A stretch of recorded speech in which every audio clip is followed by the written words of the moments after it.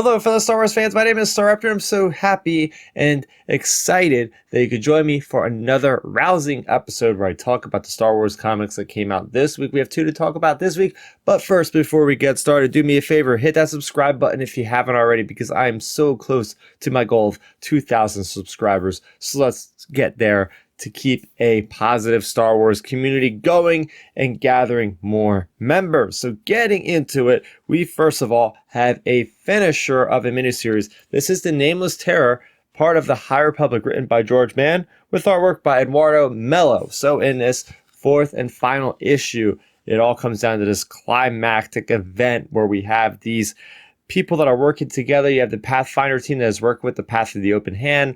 They have been stalked by this creature that they can't describe. They don't understand what it is. And if you've read Star Wars, The Path of Vengeance, you're going to know exactly what happened. These people came back with these eggs. They went into a different kind of hyperspace realm. They went into using the paths, different hyperspace, crash land on this planet, taking down a Pathfinder ship with them from the Republic. And these people have been forced to work together. So you have Corvo, you have Rock, and they are a Padawan and a Master. They're trying to fix the ship. And meanwhile, you have Corvo's Master, Sula, and she is going head to head with the Nameless. The Nameless have been rampant throughout the Phase 2 initiative of the High Republic, where they are basically being guided by the Mother with this power of this rod of power. And basically, this whole thing is revolving around these creatures feed off of Force-sensitive beings. So if there's a Jedi nearby, they will strike fear, and then eventually Thanos kind of dusts them into mere existence of cosmic life force energy. So it's very dangerous, very scary. So we have this whole situation. These Path of the Open Hand people do not want to get along with the Pathfinder team in finding a solution. They go off on their own. They both get killed by the Leveler or by the Nameless, whatever you want to call them or classify them as. Basically, by the end of this issue, we have Sula doing a rousing moment of infamy and of sacrifice, noble sacrifice, where she stands up to the Nameless and gets dusted in order for buying everybody else time to get out of the ship for the explosion to go off. And hopefully that kills all the Nameless on that planet. Rock then becomes the Master of Corran, which I called him Kovar, I think. Eventually comes full circle, because we know that Master Rock had left he lost his Padawan before, and now Corran does not have a master, so now they are linked up, and it ended in a satisfying way there, but it was still a very sorrowful issue, just like the rest of this phase has concluded to be. I mean, the heroes lost, really. It's what it comes down to.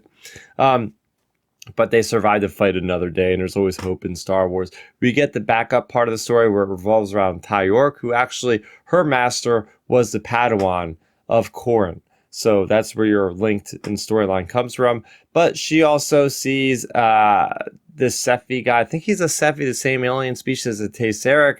And it's the same guy from the Monster of Temple Beak. Yeah, the same character. He has tracked her down, and they're going to get along. And he's going to be her Padawan, but not really, because I don't think he's Force sensitive. And she's going to be his master. So we're going to see how that goes. I hope to see more Ty York in Phase 3 of the High Republic. I'm sure that's going to be coming along shortly. And next up, we have Bounty Hunters. This is issue number 34, of course, written by Ethan Sachs with artwork by the legendary Paolo Villanelli, the dream team at work here. And unfortunately, I think Paolo Villanelli is going to be stepping away from the Marvel's Bounty Hunter comics, which it's going to be sad to see him go. But I'm also looking forward to seeing a new artist that can get their hands dirty with these grimy bounty hunters. So last we left off, we are dealing with Inferno Squad, who has been tasked to basically subdue Beilert Valance, who is a bounty hunter that has information stored in his cybernetic brain of a memory of the Death Star 2's construction. Obviously, that has to be kept under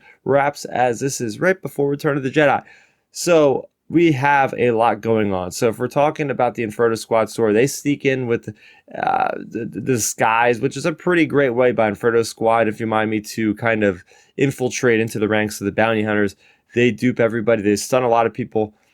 they win. I mean, Inferno Squad, they are proving their name in this one. They have succeeded in outsmarting Beilert Valance, even though he's more powerful than him. They end up holding his crewmen hostage, and it shows that Beilert also has a heart. And going back to the beginning of this issue, we start with a flashback of Beilert Valance on Choron, I believe the planet is called, dealing with a broken toy that his mother helps fix. And it's this really touching moment of that connection. We haven't really seen much of Beilert Valance's mother. So then we come back to that as Inferno Squad has succeeded in their mission. They're putting this mind eraser device, Del Meeko is, on top of Beilert Valance's head. And I love how they added that Del Meeko says, "I'm sorry," because Del Meeko, even though he's an Imperial character, we see him Luke Skywalker in the Battlefront 2 storyline. He's a very gracious, but like he's a very understanding character. So I like getting that little bit of a nuance from his character.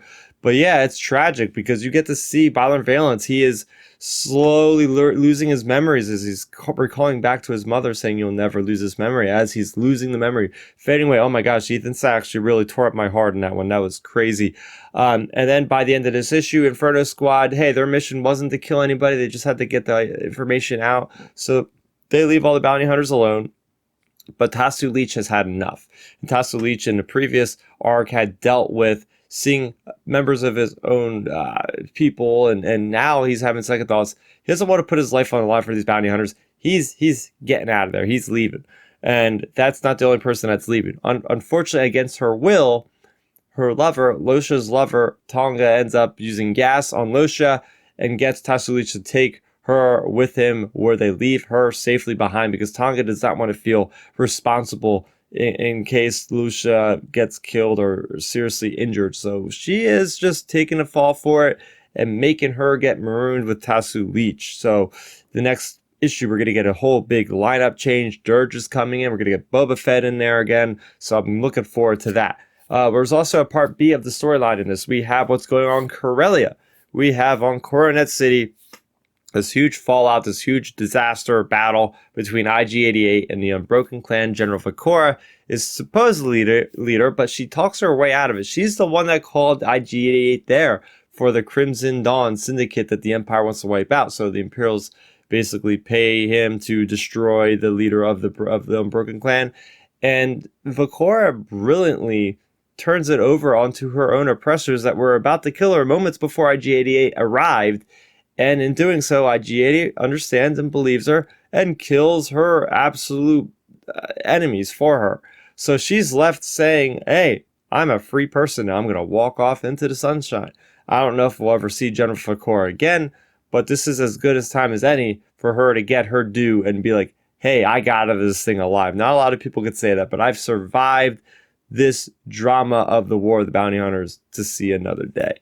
So there you have it. That was my breakdown of the Nameless Terror number 4 and Star Wars Bounty Hunters issue number 34, sorry. We have a lot coming down the pipe with the Star Wars comics as we get into the Dark Droids event starting off in August. So lots to look forward to from all the stuff at Dark Horse and Marvel. So for more on Star Wars, you're already in the right place. Like I said at the beginning of the episode, just a few different subscribers, just a few subscribers away from 2,000, so I'd really appreciate it if you have any Star Wars friends or coworkers that like to look at YouTube, watch YouTube, hey, maybe just direct them toward me. It would be greatly appreciated to spread my reach for more positive Star Wars community, because you guys really are the best. So for more on Star Wars, you're already in the right place. Go ahead and subscribe to the channel. Go ahead and check out all the other content. That's good to do for me, Starrapter. Thank you so much for watching, and may the Force be with you always. Thanks for checking out the video. Please hit that thumbs up symbol. It helps me know that I'm making content that you guys enjoy. And if you enjoyed this video, I also include 2 videos down below you guys should check out. And please consider subscribing to this channel. It helps support me and it notifies you guys of when I get new videos up on the channel. You can also contact me on Twitter, Facebook, and Instagram at Starrapter.